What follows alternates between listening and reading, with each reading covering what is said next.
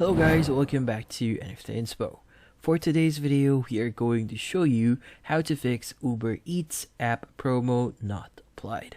So if you're interested, let's start our tutorial. So there's two ways for us to try and solving this one. So the first thing that you want to do here is you want to first clear your cache on your application. So go ahead and look for Uber, and from here press and hold on it, and you want to go to app info. Now from here, just click on clear all data, but in here sometimes it's going to give you an option to clear your cache. So you don't want to immediately clear all your data here. If you have the option to clear your cache, do that first.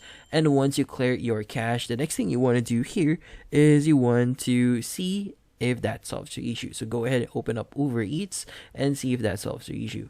Now, if that doesn't solve your issue, the next thing that you want to do here is to see if there are any updates on Uber. So go ahead and open up your Google Play Store, search for Uber, and see if there are any updates and install it on your mobile device. Now, once you install, go ahead and see if that solves the issue. And that's about it. So hopefully this video was able to help you. Like and subscribe to NFT Inspo. Thank you for watching.